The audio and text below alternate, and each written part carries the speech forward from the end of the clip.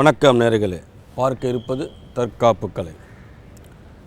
தற்காப்பு என்பது உங்களுடைய உயிருக்கோ உயிர்மன உடைமைக்கோ ஆபத்து ஏற்படும் பொழுது அடுத்தவருடைய உதவியின்றி உங்களை காத்து கொள்ளக்கூடிய வகையில் உள்ளதுதான் தற்காப்பு கலை.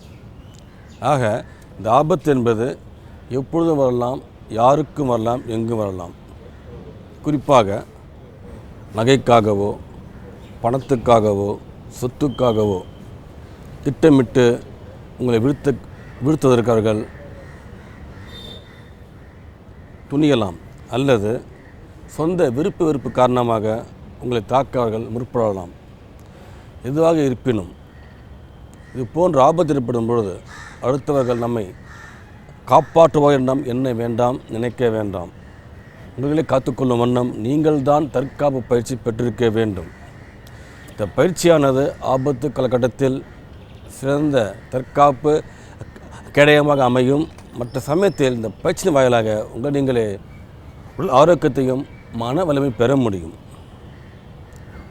சரி, இப்போ பார்க்க இருப்பது டோன்ஃபா என்ற ஒரு கோபுட கருவியின் தற்காப்பு உத்தி தான். ஒரு புதிய உத்தியை பாருங்கள். இதுதான் நாம் பார்த்துக்கொண்ட டோன்ஃபா என்ற கோபுட கருவி. இது கைக்கு கேடயமாக அமைந்துவிடுகிறது. இதுக்கு மாற்று ஒரு குடை தான்.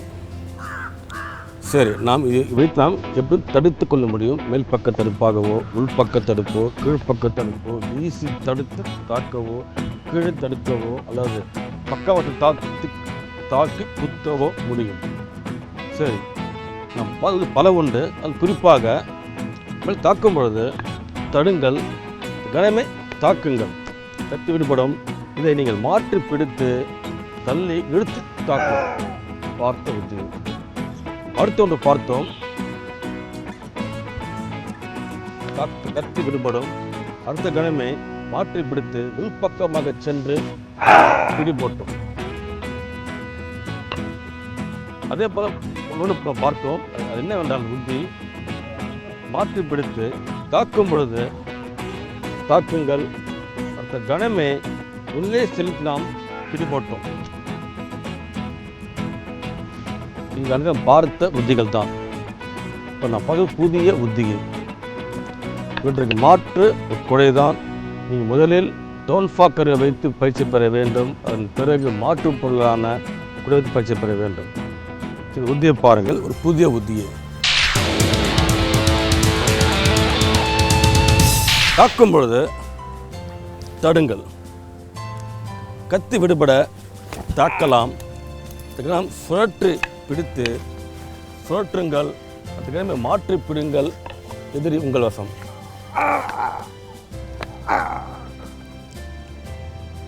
இந்த பிடியானது எதிரி தப்பித்துக்கொள்ள இயலாது. நீங்கள் அவனை எங்கு விட்டு செல்ல முடியும். இது ஒரு சிறந்த தற்காப்பு உத்திதான்.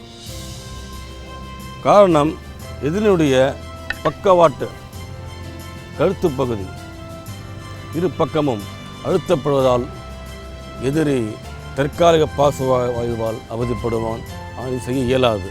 மறு கையோ காலையோ பயன்படுத்தி தாக்க இயலாது. மறுபடியும் பாருங்கள். முதல் செயல் தடுத்தலே. தாக்கும் பொழுது தடுங்கள், கத்தி விடுபட குத்துங்கள், கத்தி விடுபடும். அடுத்து அடக்கி பிடித்து சுழற்று மாற்றுங்கள், மறு கையால் பிடியுங்கள். இப்போ எதிரி உங்கள் வசம்.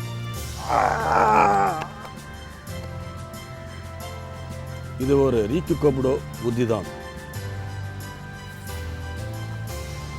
பயிற்சியை பாருங்கள்.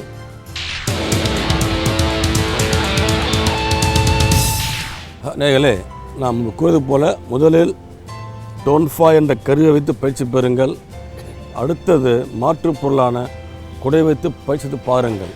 அதுதான் உங்கள் ஆபத்து காலகட்டத்தில் பயமின்றி அதை நான் பயன்படுத்தி தப்பித்து கொள்ள உதவும். ஆக தாக்கும்போது முதல் செயல் தடுத்தல் தான். தடுங்க. அடுத்த கணம் கத்தி விடுபட தாக்கலாம். சுழற்றுங்கள். சுழற்றும் போதே டோன்ஃபா செல்ல வேண்டும். இதை மாற்றி பிடியுங்கள், மாற்றிக்கொள்ளுங்கள். பின்பக்கமாக வர வர வர எதிரி உங்கள் வசம். நீங்கள் கீழே இதை வீழ்த்த முடியும். அவன் தப்பிக்க இயலாது. பயிற்சிக்கான நேரம் பயிற்சி மிக அவசியம். பயிற்சி பெறும்பொழுது நீங்கள் அதை புரிந்து கொண்டு ஒவ்வொரு செயலாக செய்ய வேண்டும்.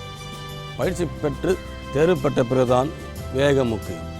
சரி, முதல் செயல் 1, தாக்கும்போது தடுக்க வேண்டும்.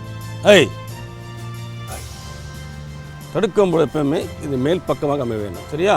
ரைட். அடுத்து தாக்குங்க, குத்துங்க, கையை கீழ் நோக்கி எழுதுங்க, செலுத்துங்க, சுழற்றி உள்ளே வாங்க, மாட்டுங்க. அதை இது இழுக்கணும், இது இழுக்குங்க. ஆக எதிரி இப்போ உங்கள் வசம். இழுக்க இழுக்க அவன் செயல் முடக்கப்பட்டு விடும். மேலே இழுக்க கீழே சாய்வான். கீழே இடுங்க. அதாவது பிடி போடும்போது இந்த பிடி அவசியம். முன்னாடி வாங்க. நீ சம் யோ. இப்போ நீங்கள் நிற்கிறனால நல்லா இது உள்ளே அழுத்துங்க. ரைட். இப்போ இடுங்க, கீழே நோக்கி.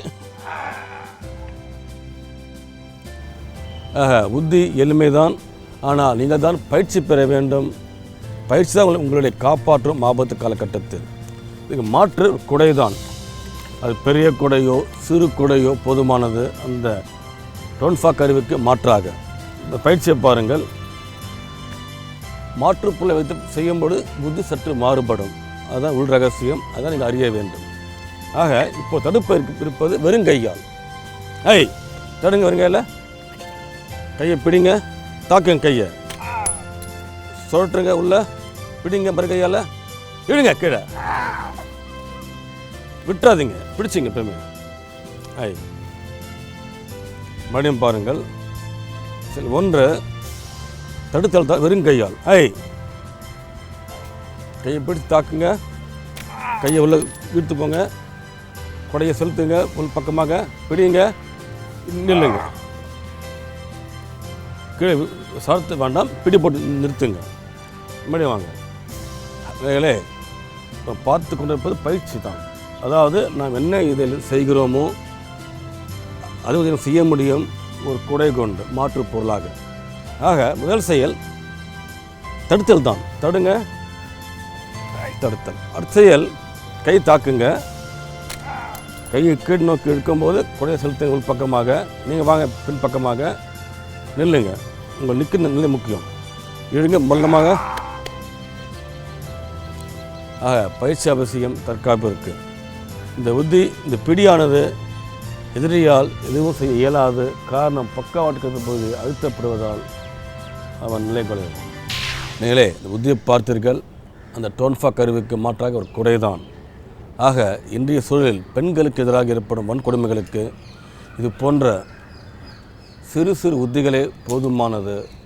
அது அவர்களுக்கு பயத்தை அகற்றி நம்பிக்கையையும் தைரியத்தையும் கொடுக்கும். அதன் மூலம் அவர்கள் எதையும் துணிவாக நின்று சாதிக்க முடியும், எதிர்க்க முடியும்.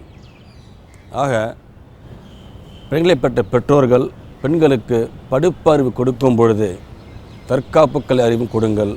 அது அவர்களை பயமற்ற வாழ்க்கை தரும், நிம்மதியை கொடுக்கும். எதிரியை எளிதாக தாக்க முடியும், நாம் தப்பித்து கொள்ள முடியும். தேவை நல்ல பள்ளியில் சிறந்த தற்காப்பு பயிற்சி மட்டுமே.